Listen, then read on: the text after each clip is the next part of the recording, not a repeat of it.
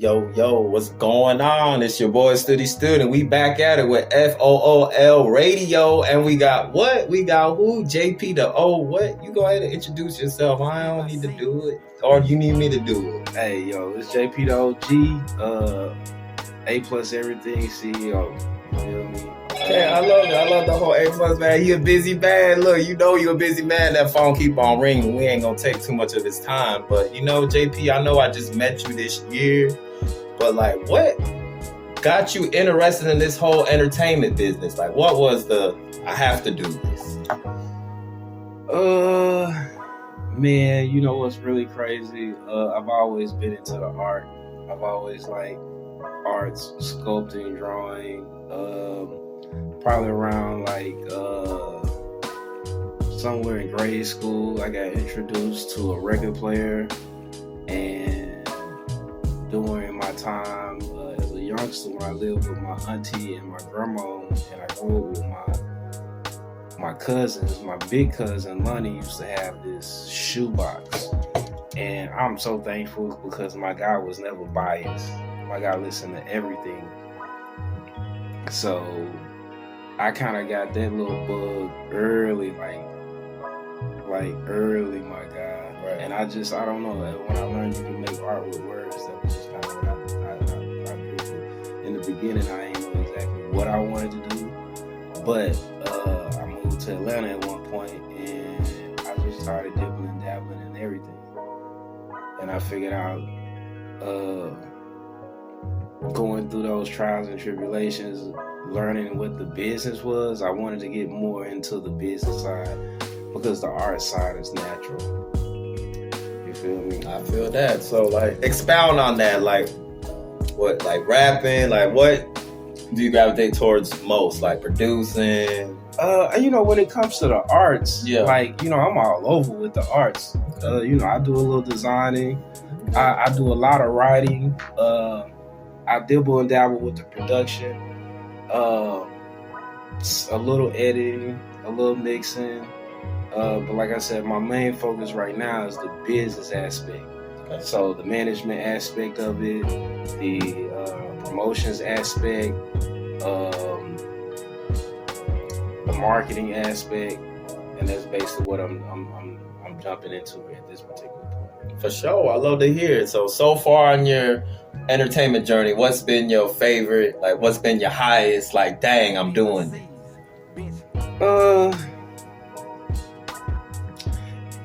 Like a lot of people don't know, like I have a history of street execs, you know what I'm saying? So when we first started doing if you buying, we selling mixtapes, I was kind of proud of those. But to be honest with you, I think my John project with Miliani was probably one of my proudest moments because that was something that we really put together from scratch, from the ground up. And I appreciate DJ Chuck T for allowing us to come through and, you know what I'm saying, bless us with his voice and his mixing skills on the turntables, on the ones and twos. So I was definitely proud of the John project. Talk about your worst experience so far in your entrepreneur entertainment journey. Like, what was like, I shouldn't even be doing this? What, you ever felt that way? I'm gonna be honest with you, bro. Like, yeah, it got to a point like that because I was like everybody else in the beginning, thinking that this music business was about the music and not the business of it. So the worst part of it was pretty much the departure from street execs because it came from out of nowhere. So I wasn't understanding at that particular point in time that, you know, if you're not spending no money, my nigga, you not running nothing. I don't give a damn how artistic you are. You need to get that money behind that product. Yeah. You got that dope product. You don't have that marketing budget. You just don't have that extra money to push it. You really not doing nothing. But go ahead. I just want to. Yeah, man. I'm not gonna go too deep into that. You know, go as deep as you want. We on FOOLRADIO. Yeah, I know what the history is, and them niggas know what the history is too. I feel, yeah. And the crazy part is, I know them niggas low key be watching a nigga. For what reason, I don't know, because they don't never reach out. But it is what it is. You know the reason. Yeah. But that was probably the worst experience because I was actually dealing with some niggas who I thought we was cool. So I'm thinking of friendship before, the business. And it wasn't that. You know Right. what I'm saying? And in a nutshell, that was just me learning that this music business is not what people think it is. If you don't have the money or the bread, it's pretty much a hobby, and there's nothing wrong with it being a hobby. You know what I'm saying? Because it might turn into something else. But if you truly want it to turn into something else, you definitely need a bag, and you definitely need a team, and you definitely need a plan. And that's basically where I've been focusing a lot of my time and energy on, because I had that experience and I learned that. Right. And the crazy part to me is, like, since I've been back in Little Rock and I try to explain my experiences to people, it's like, nah, bro, that ain't what happened. That ain't how it go. And motherfuckers still been trying to do the same shit that they've been doing for 10 plus years. And not one motherfucker has attempted anything that I fucking said. So, with that being said, Right. I'm going to implement my own project and my own plan and my own promo, just so niggas can see, like, this shit ain't free. Right. It's going to cost. So, yeah, that was a pretty rough moment. I didn't like it. I didn't enjoy it, but, it is what it is. Right. It's hard to explain to people what they haven't seen, so it's just me personally. I just I take it at a different level. Like if you was to introduce me to your moms, like we cool. I'm thinking we cool. Yeah, you feel me? If I introduce you to my mom, you're not seeing my mom unless we cool. You feel me? So, but it is. It is what it is. Business is business, and I think that's my hardest lesson, and it reminds me of that mystical verse. But he be like, 90% of this shit is your business, 10% of this shit is your art, and that is so fucking true. That's facts. That's so fucking true. Art come and go, but that business gonna remain. But yeah, look. And I try to explain to my youngsters, especially in the local area, if you're gonna take the music business serious, you gotta take it serious like any other business. You need a bank account. You feel me? You need an LLC, right. And you need to promote that shit. Right. So that's been the hardest part of dealing with artists being back in Arkansas. Right. So we got a lot of artistic and talented people out here, but I've been doing my research on you before, this interview. I saw you was in New York. We was in New York the same time. I saw you was out there in 2009. I was looking through your Facebook. Oh, word? Yeah. Oh, okay, yeah. I was out there doing the same thing. You know what's so crazy? I was actually in New York on a promo run. That's what it looked like. Yeah, I was on a promo run with Rockstar. Shout out to Rockstar. Me and Rockstar actually had a little skedaddle while we was in New York, but we was way younger then. I never had nothing against dude, anything like that. Shout out to fucking Mayhem, because without Mayhem I wouldn't have went on that.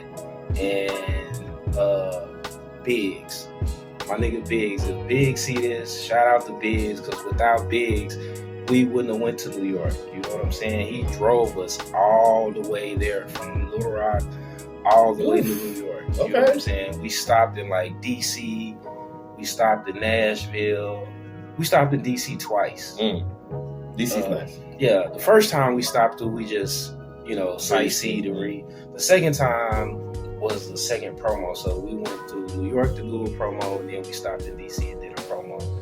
And we stopped in Nashville to see Publishers Row. That's interesting. It's a whole street of just people who should leave with some type of deal. Yeah. And by the time you come to the end of the street, Yeah, especially if you are in country western music. You should definitely, but I think at one particular point, Young Buck had a studio on that same road. But we was there. We went to the ASCAP building. We was in New York for a few days. We went to Ballers Eve Radio. Shout out to Ballers Eve. KD. What's the other DJ name? And what's really crazy is that was a unique experience in the fact that we went to a radio station in New York City, and this particular, the underground radio, with the East Village Radio. It's called East Village Radio. and they play exclusive Southern rap. That's it. New York love down south. They do, man. New York just be bitter that they not leading the way no more, but they gonna go with the money like that. Yeah, I mean, it is what it is, you know. Like, yeah, a lot of people, I don't know, when I say that, you know, niggas get mad, but, you know, they just mad at the truth, you know what I'm saying? At this particular point, if it doesn't have like some type of Southern flavor or spice to it, ain't got no seasoning. Like the only thing, well, I can't say the only thing. New York's still New York, bro. Like, yeah, it is. It's still New York. You know, but New York is more like an acquired taste. Like, you know, you gotta want that. You know what I'm saying? It's not standard no more. It's not like, oh, we gotta be like New York. Nah, definitely not. But I will say it's still where the record labels are at. Oh yeah, for sure. Music and fashion, for sure. Top 3, for sure. Yeah, and it's still one of the top markets for music. But as far as like, it is what it is. It is. I love New York. I have fun in New York. Yeah, New York. You got, if you're not having fun in New York, something wrong with you. You gotta have fun in New York. That's why I saw you was out there. I was like, okay, you travel. Okay. I've been around. I've been to Philly. Yeah. Went to Philly. We worked with. Met a young kid named Rico Slaughter. Okay. I'm not sure what that dude doing. That was. He said 09 Facebook. Yeah, that was a long time, and I'm pretty sure he don't remember that. We was with. I've been doing my research on everybody that comes on this show, so yeah, yeah, that's a good one, bro. That's a good one. I definitely wasn't expecting that. I know, that's why to bring it up. Yeah. So I mean, you gotta understand. Well, you know about the Family and T and all of that? No, we gonna get into that. You can talk about it. Go ahead and talk about it. I seen it. Like I said, I seen some stuff. Yeah, the Family and T was Lil P was part of that. Okay, you know what I'm saying. So like that was me pretty much taking everything that I learned in Atlanta and applying it here. Okay, and basically in a nutshell. And I'm not gonna lie, working with the street execs created I'm not sure how would I put this. It almost it's like it created. It gave me a blueprint. Let's just say that. And them niggas, the way them niggas work, they fast. They own it. So you know, I don't know. I got used to that. And coming out here, if y'all ain't never been to Little Rock, it's not no New York. It's not no Atlanta. Man, it's slow as fuck. It's super slow. It's super slow. In Atlanta, we was turning around mixtapes literally like every 2 weeks. Mm-hmm. That first mixtape, it took us damn near 6 months. Mm-hmm. So, you know, but once I pretty much got the formula together and how to, you know, get everything moving, we pumped out a lot of work. I pumped out a lot of work. When I first got back here, pumped out a lot of work. Probably like 12 or 13 mixtapes within that first 2 years of me getting back here. I did one with Lil P. Mm-hmm. I did 2 with Doughboy. I did 2 with with Champ Boy. I did Young Kane. Okay. When Mayhem, I worked on several projects. I can't even begin to name. A lot of the music that he had in the beginning, he already had. I just helped repackage it. Hey, repackage is always good too. Yeah. And then me and him had a little spell where we was back and forth from Atlanta. At one point, we were working with Push Banishment. Okay. And I think them dudes still manage A-Ball MJG with that guy. I can't think of his name right now. It eludes me. But, yeah, I've done a few things.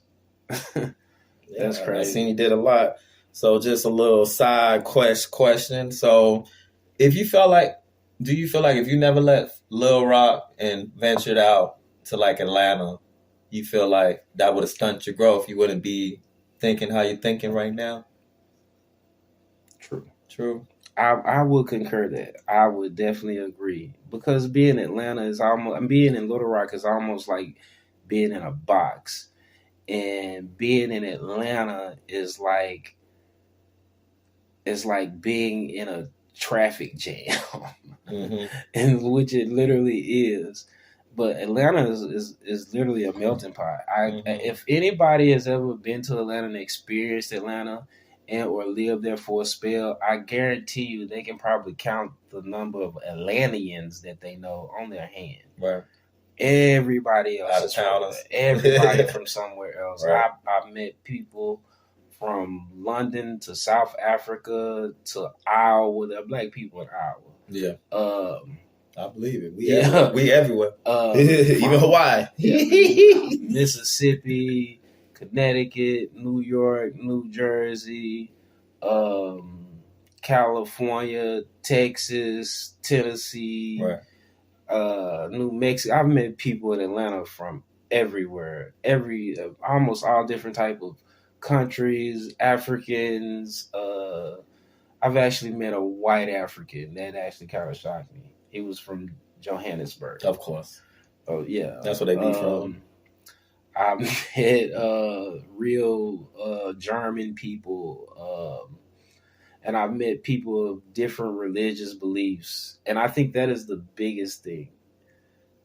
That is the biggest experience that I have gathered. That if you are from Arkansas and you've never been outside of Arkansas, please go outside of Arkansas. Or wherever your hometown is, you gotta leave. You go outside for a few years. I'm talking about 2 or 3. If you only could do 3 years away from your hometown and go back home, I understand. But to really get your mental on some whole other stuff, you gotta do and see some whole other stuff. Because I met people of all different walks, all different beliefs, and you know, my experience is that you pretty much get the same type of people in every area. Right. I don't care if you're in Hawaii, if you're in Atlanta, if you in Little Rock, you're gonna meet pretty much the same type of people, but it's just different experiences.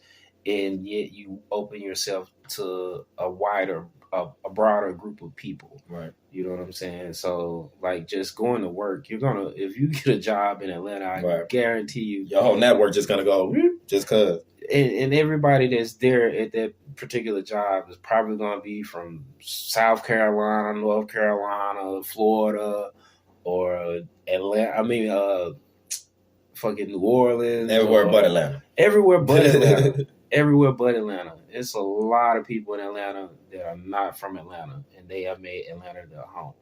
And then you will meet some people from Atlanta. Right. And you will know when you meet those people from Atlanta. Because they talk like meet the real ATL. Yeah. You will know an ATL when you hear one. That's why I was tripping one day. The homie brought a female over here, and she said she was from Atlanta, and I heard her talk. I'm like, nah, you not from Atlanta. Yeah, cap, fraud. Y'all gotta stop being frauds. It's okay to rap where you from, for real. What's the old girl named Amaretta? Yeah. If you ever just listen to her talk, that's how they talk. If you a true Atlantean, they talk like her. Yeah. No cap. I'm talking about from the dudes to the females. Shawty, Fold. All that. They shawty like that. I only went out there for a week one time, but it was cool. I lived out there for like 10 years. Woo. Yeah. So you done seen some things. Man, I've experienced a lot of things. I've met a lot of people, had a lot of fun. Yeah, for sure. Atlanta's a very cool place. I suggest going, especially if you're a black person. The black excellence in Atlanta is unmatched. It's amazing. It's amazing. Like a lot of times you would go to, and I think that's the part that I like, because at one point, me and my bro, we lived off 20, right there by the golf course. And if you ever, I'm trying to think of the name of that street. But if you ever in that area, it's such a blend and such a mix, because right across the street is a golf course where people play the Masters. Like Tiger Woods was there playing. Right. But on the other side of the street is the hood. Okay. And the crazy part is you might see some older houses, and you might see some brand new ass houses. Right. It's eclectic like a motherfucker. I could definitely, you know what I'm saying, I feel that. see myself back in the A. But, you know, as of right now, I'm here in Little Rock, and I still think Little Rock has a light. I just hope someone sees the light and puts some money into promo and stop thinking that this shit just gonna jump automatically because you can rap good or you look like a rapper. And it takes way more than just fucking rapping good and looking like a Isn't rapper. that why? That's why you here, right? You just walked into the next question. So what's the whole A plus? What's the whole vision for it, for the brand, the company? What's your role in it? Like tell the folks, tell the fools, what's up? Basically, the next role is to plan out the layout, the rollout for the next upcoming projects for 2024. We're currently putting the budget together for a promo tour. I know our first stop is Austin. We're definitely hitting South by Southwest. That's in what, March? Yeah, March. So like the middle of March. If you want to roll, just let us know. I do. I still haven't been. I mean, I don't have an excuse now, but let's go. So we're gonna definitely set that date aside to do just that. Right. And basically focusing on the marketing and the promo. And basically at this particular point, that's why I'm at as CEO, is to focus on the marketing and the promo and making sure to get out there and putting the budget together, making sure the budget comes together and everything is in line for what we need to do for the upcoming events. So who's all a part of A plus? Like who's on the roster? Like what's up? We got Odia BJ. Okay. We got Miliani. I rock with my guy Bernard Davy on the production side. Keep hearing that name. Oh, okay. Yeah. I rock with Stupid Ed Boy too. Ed Boy got his own thing, Jawbreaker Factory. Shout out Ed Boy, Jawbreaker Factory. We kind of doing like a collab thing with Millie. And that's basically it. I got a couple other artists that's in my eye, in my role. We just got to iron out the details in the business. Well, you know, Stud's kind of a free agent. Well, he's not really a free agent. He just kind of just freely, you know, do business. So, yeah, we definitely can put that together because I definitely got some ideas and some things I want to do. Okay. Tell me something. I know you got your head in the fashion game. Like, what's up? Like, what do you see yourself with the fashion? Like, where you see taking yourself with that? I actually created a line called Hustle University Branding Company. It's kind of like a play off the HUBCs. Yeah. Historic HBCUs, historically black, but it's HUBC. Mm-hmm. Hustle University Branding Company. And basically it's just an urban wear. We focusing on streetwear. Right now, the main focus is merch. I have Hustle University doing a collab with the artists. We got a BJ out the ODM BJ merch that we putting together, the Out the Mud collection, and we got the Miliani Loyalty is Rare, Love is a Liability merch that we're putting together currently. We're in the production stage, so hopefully by 2024 we have all that together. For sure. Well, if y'all need help with production, you know, Foolsknow can help you. We're here to help y'all. If y'all don't want to buy the merch, we can help you make your own merch, but ask about that later. Well, with that being said, last and final question I got for you. What do you love and hate about Foolsknow?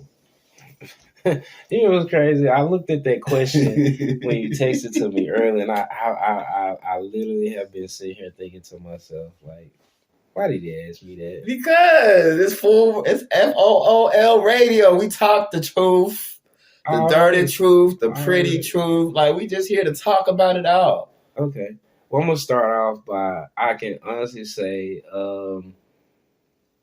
there's nothing I hate. Hate is such a strong word. I'm a dramatic person, so not hate, dislike, or what you would want to see more of or less more, or whatever word helps. What I would like to see more of is more collaborations. Okay. With more local artists, with the team, not necessarily the team, but with more people around, because the more people you deal with, the better you'll get, the more products, the more customers you'll get. I agree. I just haven't, I'm kind of picky on my collabs. So if you have any suggestions, I'm always down. Yeah, we'll definitely get to that. For sure. The thing that I love, you own it, my guy. You own it. You do your thing. I love the edits. You got Lil P looking great right now.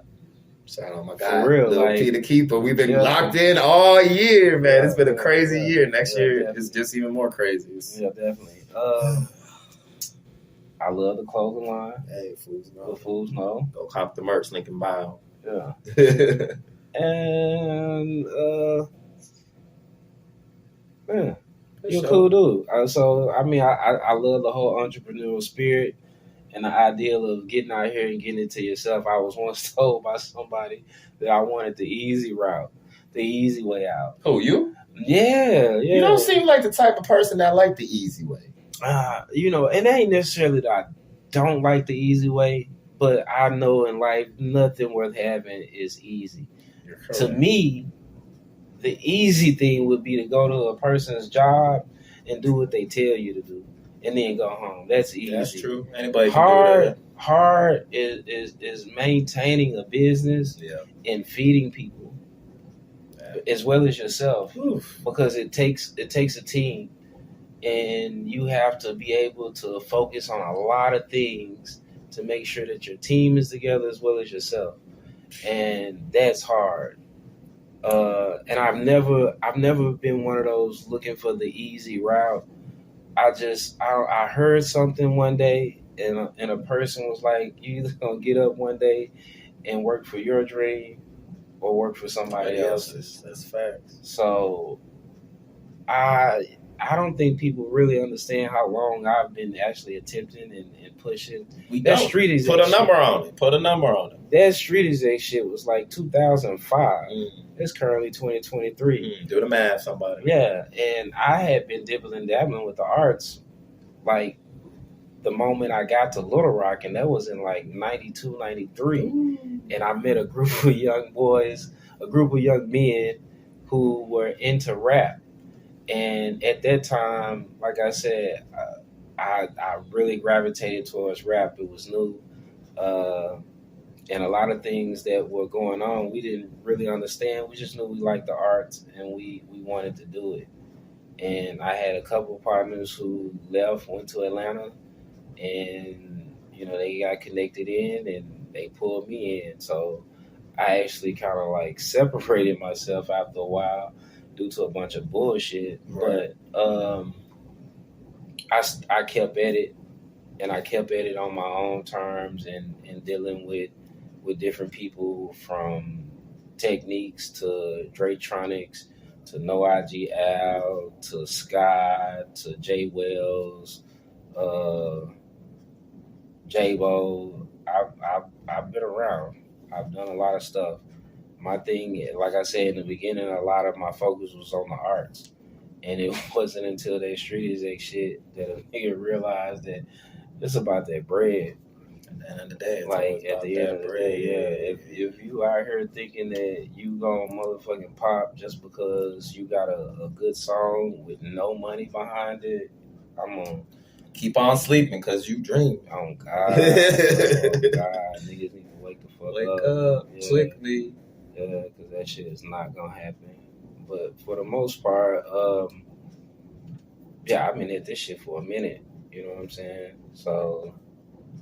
So what if it be parts? It have been times where I just quit, like completely. I moved to Texas and really quit.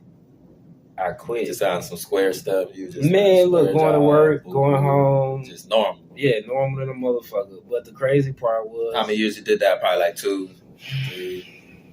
You wanna be honest? Yeah, be honest. Oh my God, that shit probably lasted every bit of like maybe 6 months. No, that's not bad. Some folks do it for a couple of years. And what it was the shorty I was dealing with, because I was staying with her at the time. Right. She worked on the weekends. So she was like, "What you doing?" Nah, shit. I'm off on weekends. She at work, so I'm finna go find something to do. And I got with a crew in Dallas called the Definition DJs. DJ Drop, what's my other guy name? Because I really got behind him, and I started DJing.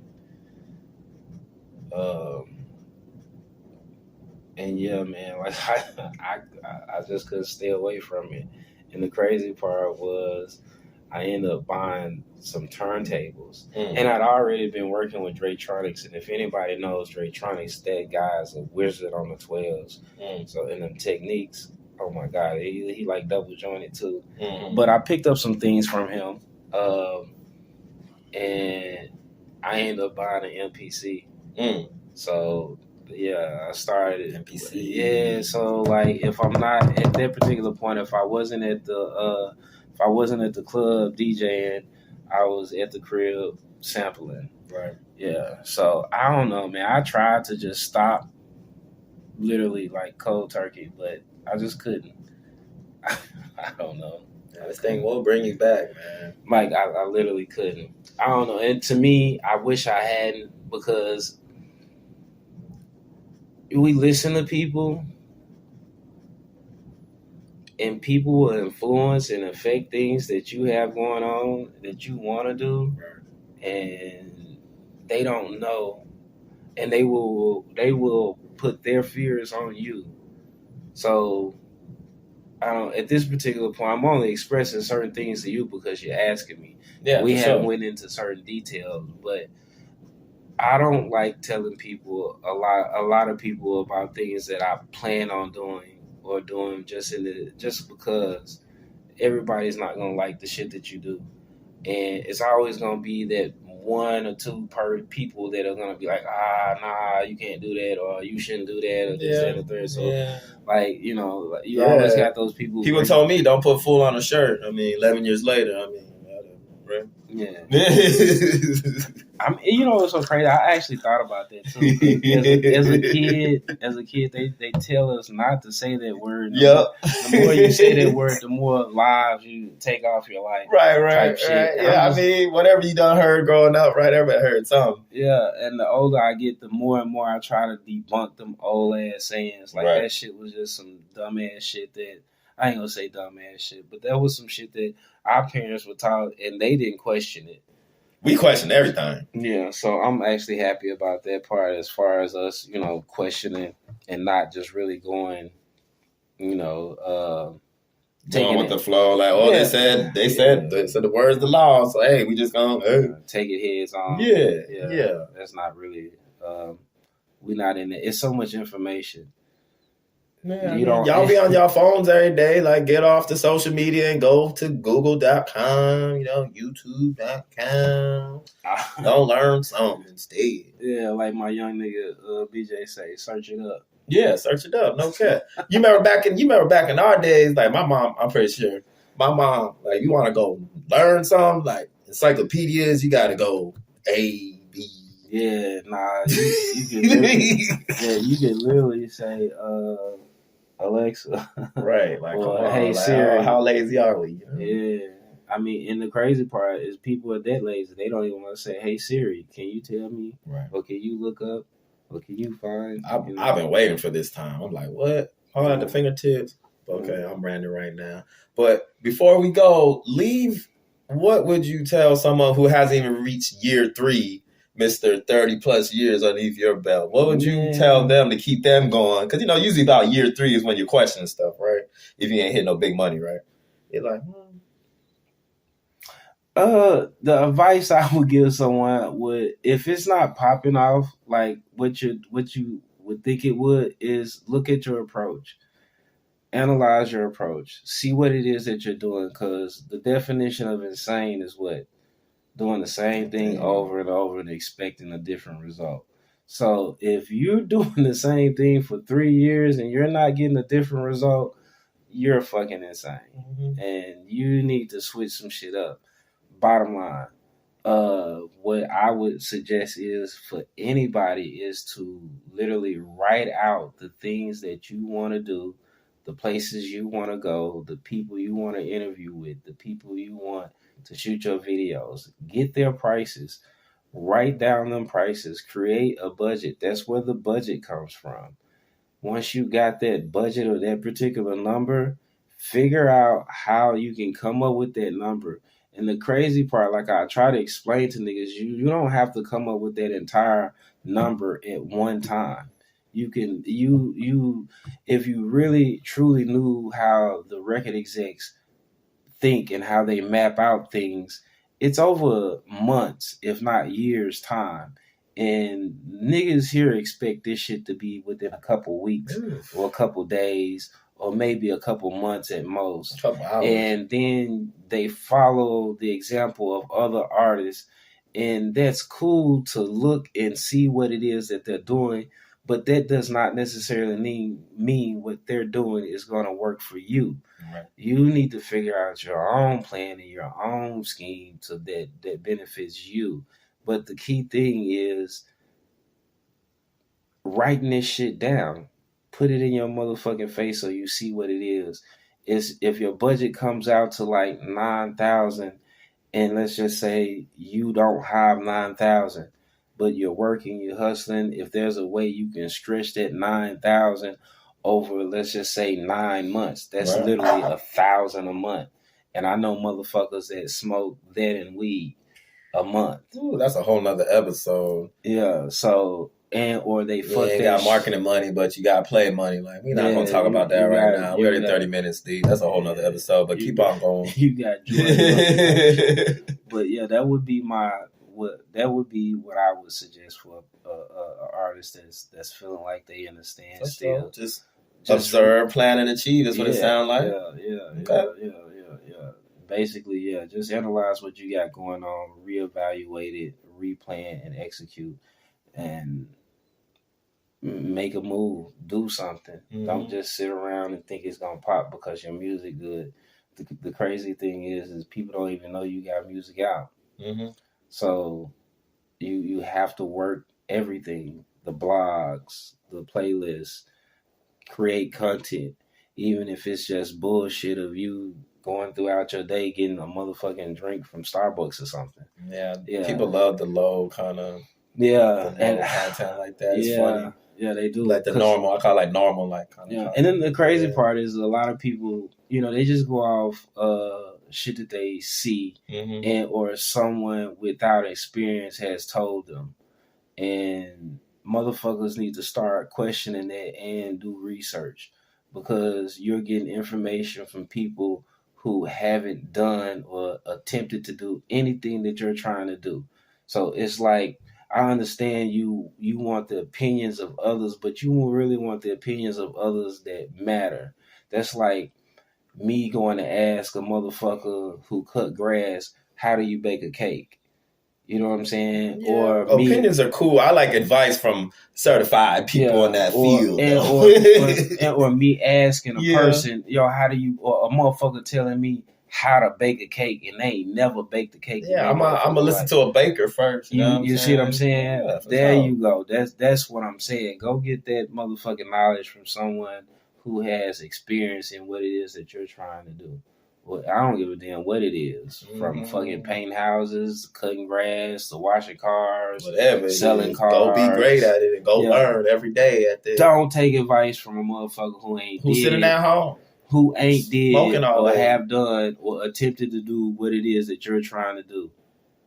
That is fucking pointless. Now, you can take advice as far as something that is common sense, but some people lack common sense. Always listen to your customers, though. Like, people that are spending money, like, that's different. Yeah. What I'm saying, though, is like some people, you can get advice and take shit from certain people. You just got to figure out how to look at it and how to accept it and how to use it. Let's just say, for instance, like, because me and Lil P actually had a conversation one day about, can a broke person, advise me? Mm-hmm. And, I honestly, it just depends on what it is he advising me on. He can't, if he's broke and he's made fucked up decisions, you can't advise me on how to get money. Right. I would just look at the patterns and do the opposite. Yeah. You can advise me on what you did and you lost money. That's cool. I can take that. Yeah. Like a bum can even tell you, hey, you might not want to lay in the streets. Right. He don't have to be the richest person. Right. You feel me? You don't want to be this. You don't want to be that. You know what I'm saying? And then you got people who are like, hey, look, I made $1 million doing this. This is what you do. You want to listen to them type of people. Yeah. You feel me? Or it's easy to make money, but manage, whole nother episode. Yeah. Anyways. Yeah. So I ain't gonna hold you up, my guy. I definitely hold nothing, man. Shout out to JP the OG, you know. And Fools Radio, you know. FOOL Radio. We out here. Link in bio. Cop some merch. I know you've been looking at the hoodie, the bucket hat, all that, this sweater, all that. Foolsknow. We out here. Episode 2. I don't know what we're gonna name this. What should we name this since we here? What we gonna name this? I mean, whatever you want to name it. I don't know. I'm gonna think of a title. You're gonna see the title when you see the episode. Foolsknow.